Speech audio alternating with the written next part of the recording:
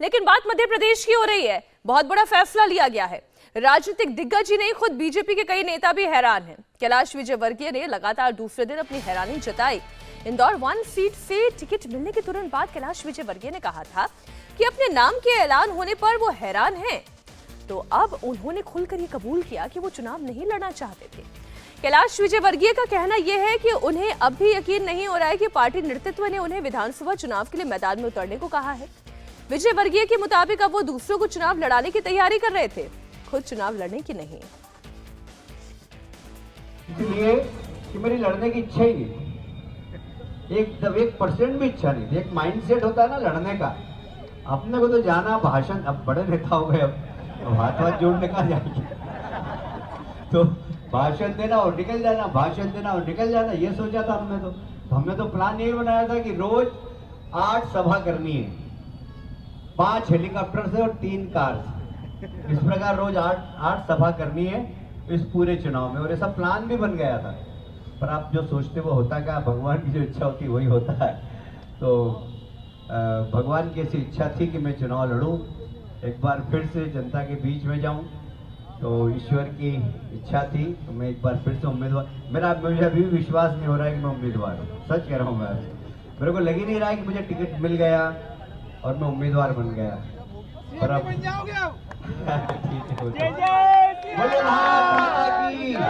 भारत माता की, भारत माता की। अब आपके मन में भी ये सवाल आ रहा होगा कि आखिर कैलाश विजयवर्गीय चुनाव लड़ना क्यों नहीं चाहते थे। इसकी वजह भी आपको बताती हूँ। कैलाश विजयवर्गीय पिछले 10 साल से संगठन का काम देख रहे हैं।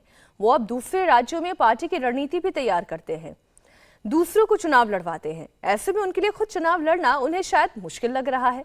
विजयवर्गीय ने आखिरी बार विधानसभा चुनाव 2013 में लड़ा था, लेकिन 2014 में मोदी सरकार के सत्ता में आने के बाद उन्हें पार्टी ने बड़ी जिम्मेदारी सौंपी। 2014 में वो हरियाणा चुनाव के प्रभारी बने। हरियाणा में खट्टर सरकार की जीत में विजयवर्गीय की चुनावी रणनीतियों का बड़ा रोल था। इसके बाद अमित शाह ने उन्हें और बड़ी जिम्मेदारी सौंपी। 2015 में विजयवर्गीय को बीजेपी का राष्ट्रीय महासचिव बनाया गया, साथ ही उन्हें बंगाल चुनाव का प्रभारी भी बनाया गया। इसके बाद विजयवर्गीय अगले कई साल तक बंगाल से ममता सरकार को उखाड़ने में जुटे रहे। अब उनसे फिर विधानसभा चुनाव लड़ने के लिए कहा जा रहा है, और शायद इसीलिए वो खुद भी भौचक्के हैं, हैरान हैं। बीजेपी ने मध्य प्रदेश के दंगल में जिन नेताओं को फेस बनाया है, उनमें केंद्रीय मंत्री नरेंद्र सिंह तोमर का भी नाम शामिल है। बीजेपी के दिग्गजों को टिकट देने पर कांग्रेस ने अटैक किया था और कहा था कि रावण ने मेघनाद और कुंभकर्ण सबको उतार दिया है। इस पर तोमर ने पलटवार किया। तोमर ने कहा कि जो रावणी मानसिकता के लोग होते हैं वही इस तरह की बात करते हैं।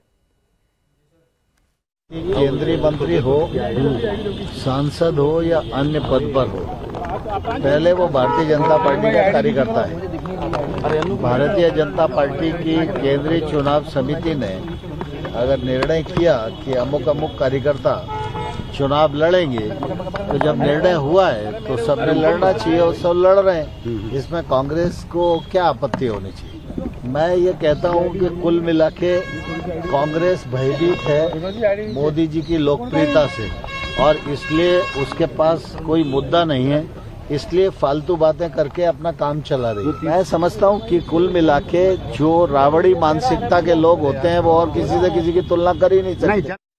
इंडिया टीवी हर वक्त हर जगह डाउनलोड करने के लिए सर्च करें India TV news Google play store या ऐप स्टोर पर।